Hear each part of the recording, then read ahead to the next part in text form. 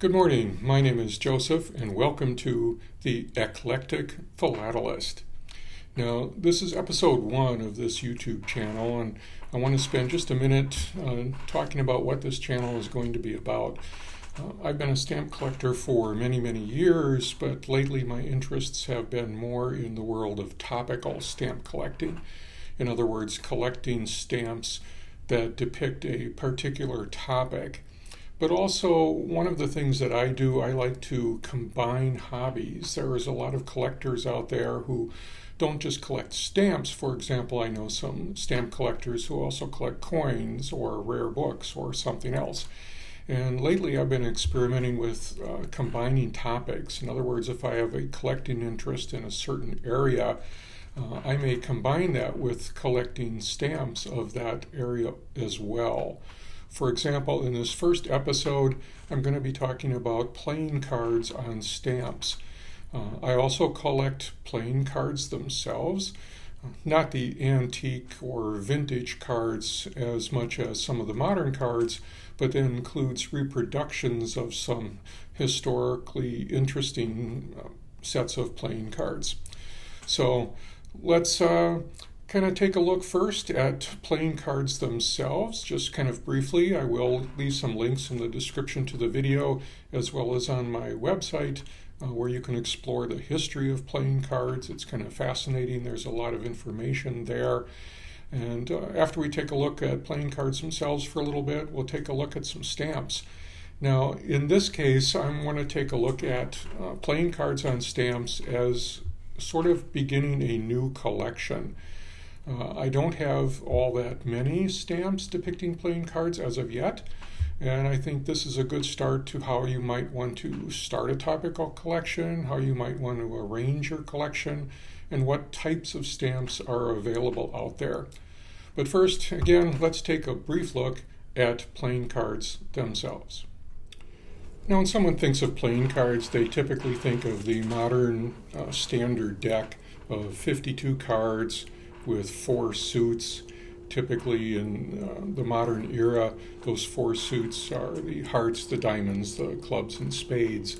But that wasn't always the case in history, and we'll take a look at that on some of the stamps coming up here.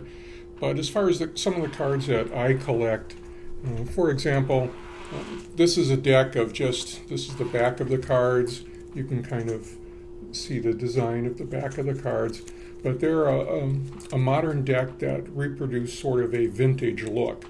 So in some of these cards, you can see that they're a little bit discolored. They kind of have an aged feel to them. You know, this type of thing. They have an older symbol for the ace of diamonds here, that type of thing. So collecting cards, even if they're reproductions of past cards, can be one part of the hobby for playing cards.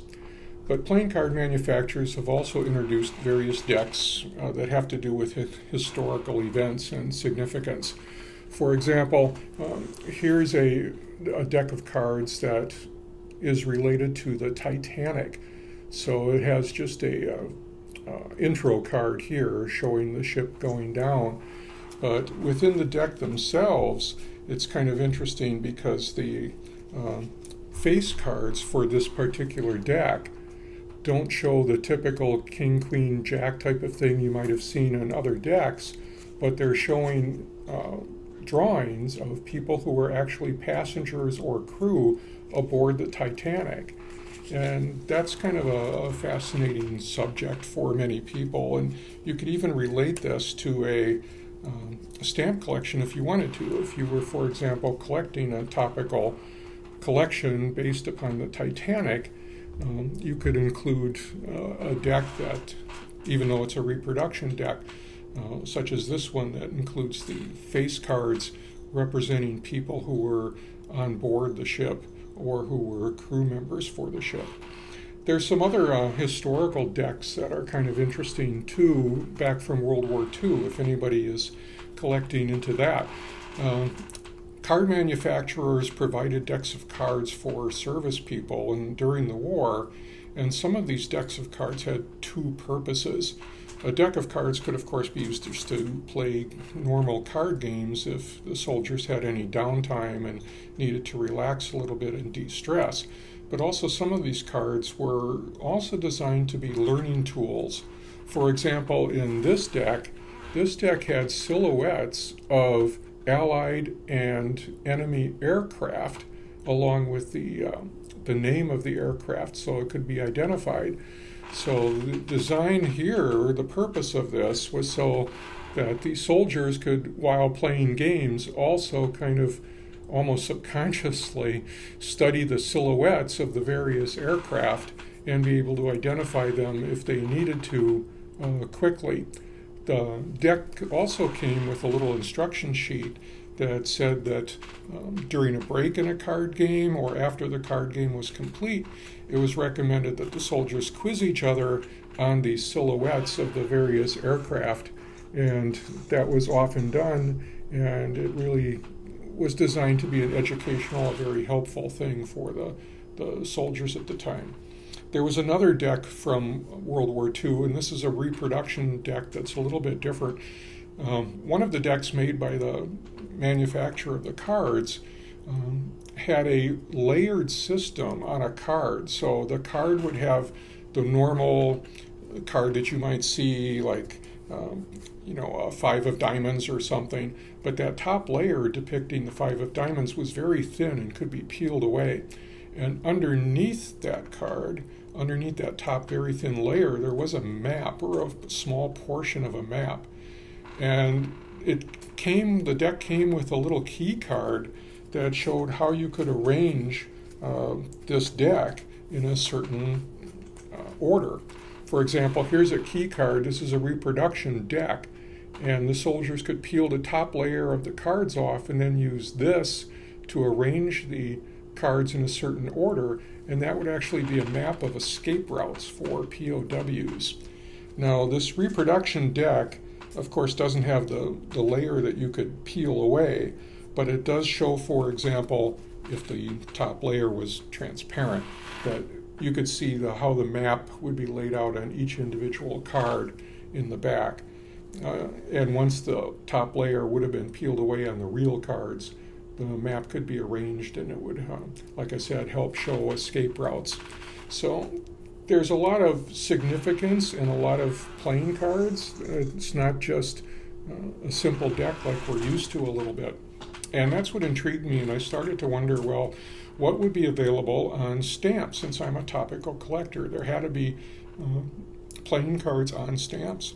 And so I started to take a look around the internet and started to check with various dealers, and I came up with a few to start a beginning collection on playing cards on stamps. So next, let's take a look at some of the stamps.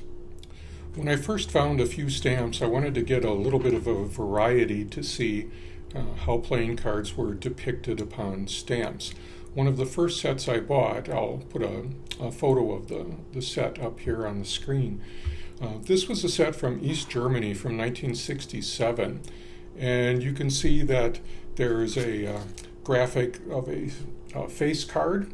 In this case, they're all the same face card. These all represent the jack of one of the 4 different suits that they had. Now, if you look at these cards closely, you can tell that the top half is a little bit different from the bottom half of the card. And this set in Germany was designed to show, in the original deck of cards, was designed to be sort of a transition between the older suits and the newer suits. So each of these jacks on the top, next to the figure's head, I guess you would call it, you could see that there are little graphic indicators here. And in the early decks of cards, the suits were things like acorns and leaves and bells and hearts instead of our modern 4 suits. And this varied between different countries. And so the top of these stamps show a card that is using one of the older types of indicators for the various suits. The bottom of the cards shown on these stamps have the more modern suit symbols, the diamonds, the hearts, the spades, and the clubs. Now, many of these historical card decks themselves are very expensive or very difficult to find, but you can find them on stamps. And so part of designing a topical collection, I thought about finding stamps that depict historical cards and what these historical cards can show us about the history of playing cards themselves. The next set I'll put up on the screen is a set of 4 stamps from Belgium, and these are from 1973. Now, Belgium has a long history of making playing cards. They've been making cards since the 14th century. In this particular set of stamps, they're showing the Queen of Hearts, a King of Clubs, Jack of Diamonds, and a 4th card, because in some cases in the early card games and early systems, there weren't just the 3 face cards, the Jack, Queen, and King. There was a 4th face card as well, often called a knight or a cavalier or something like this. Sometimes that 4th card, the knight, would be placed between a jack and a queen. Sometimes in some parts of Europe and in some card games it would actually replace the queen. And also that 4th card, the knight or a cavalier, was often seen in tarot decks. And a tarot deck is a type of card deck that is used primarily for fortune telling and things like that. So this was an interesting set of stamps from Belgium, and I wanted this one because, again, the 4th face card that was depicted on this set. The next set of stamps I'll put up on the screen here is a set from Spain, and this is from 1994, and this is depicting parts of a collection of real playing cards that are in a museum, the Museum of Playing Cards in Alava, I'm not sure of that pronunciation, in Spain. And I'll put a link at the description of the video, and a link on my website as well that talks about this museum. The museum does have over 20,000 items related to the history of playing cards, including printing machines and cutting machines and other objects from some of the old Fournier playing cards factory in Europe. Now, these 4 stamps from Spain do show a knight again. Is one of the older designs of the cards, and some of these very old cards were actually hand-painted cards and were very expensive. So these stamps, I like them because they're showing some historical significance of different card designs and the symbols that are kind of unusual here. The cards, again, are left to right are the horse or the knight or cavalier, a Jack of Diamonds, a King of Hearts, and a war god or Mars of Diamonds. So sometimes, again, the queen, similar to the game of chess, where originally in chess there was, as the game came up from Persia, there was not a queen. And in some early card games, too, in sets of playing cards, there was not a queen. There was a male figure until playing cards started to spread more throughout Europe to countries that had a female monarch, a queen, and then this knight, or in this case, a Mars of Diamonds or a war god of diamonds, was replaced by a queen. So the museum in Alava, again, I'll put a link to that in the description of the video, and it will be on my website. It's kind of a fascinating topic to take a look at that. Now, one of the other stamps, I'll put up a new picture here, is a pair of stamps from Lebanon. And this I wanted to add to my collection because it did not show playing cards themselves. It didn't show the historical significance of old designs or how different suits were represented, but this was a commemorative stamp. And in this case, the 2 stamps shown here were to commemorate the European Bridge Championship Tournament from 1962. So there are stamps in this type of topical collection for playing cards that don't show cards themselves, but are designed to honor a certain tournament or a certain person known in the world of playing card championships and things like this. So that's another area that you could use, and you could group a new topical collection by either historical depiction of cards or commemorative stamps that depict a tournament or something like this. So I kind of like these stamps, a little bit different. Again, they're showing the modern 4 symbols for the modern suites of cards. Now, the last typical stamp, and I'm going to say typical for playing cards on stamp collection, is from Monaco. And in this case, it's a stamp that I think could be used in a number of different topical collections. This one from Monaco is showing playing cards used by a magician. And sort of card tricks are a basic stock and trade of most stage magicians.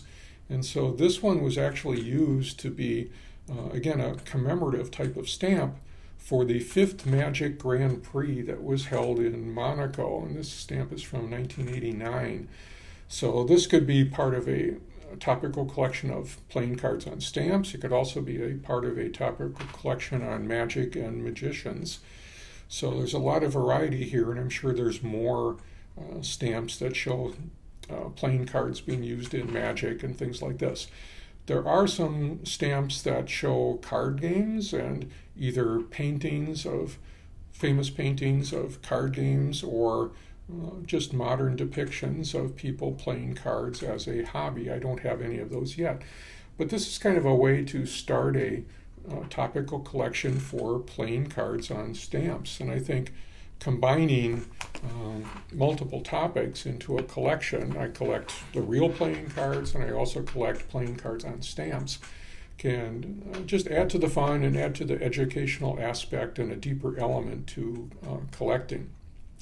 Now, the last couple stamps that I'm going to show on the screen here, I'll put up some new photos here, don't actually typically show playing cards themselves, although a couple of them do.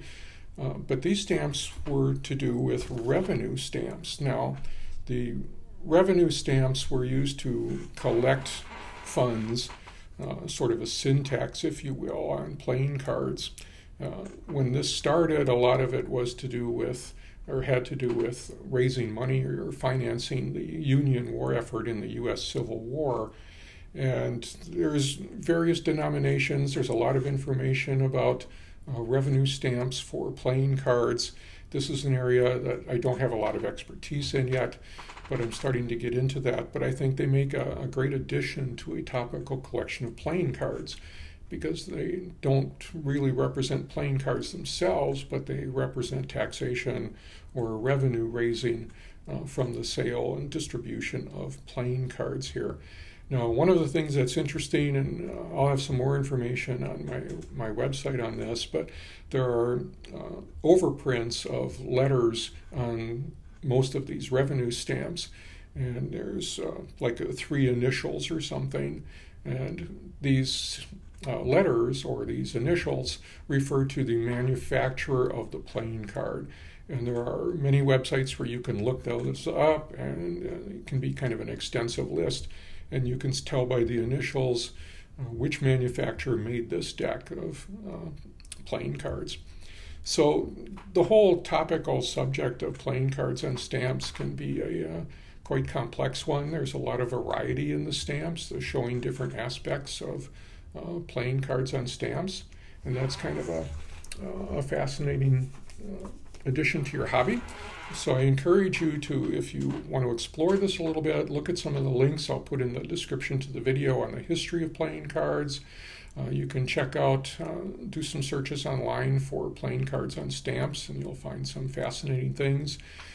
If you do collect playing cards on stamps and have any more information or want to show some examples of it, please do that in the comments to the video.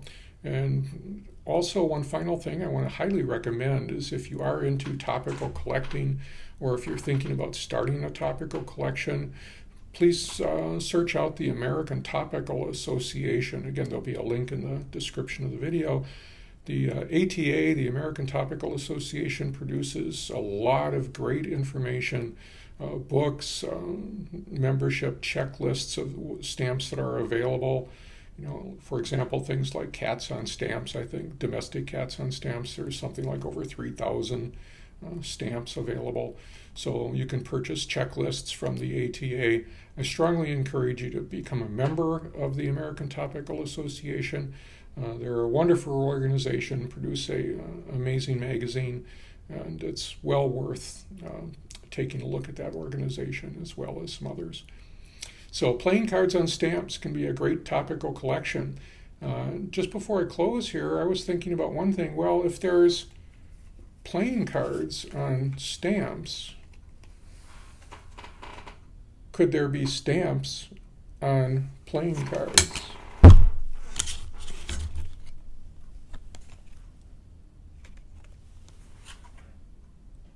Yes, there are. If you like this video, please give it a like. Please subscribe. There'll be some future videos. Again, this is just episode 1, so I've got a large list of upcoming videos that are being planned. So please like, subscribe, and hit that notification button so you can be notified of future videos. Some of the future topics I'll be talking about are other topical collections that I have, some that are very extensive and quite large. And one that's maybe the next video, it might be something I call micro topics. So I'm not going to get into that right now. You'll have to just wait and see for the next video to what I mean by that. So thanks for watching, happy collecting, and I'll see you in the next video.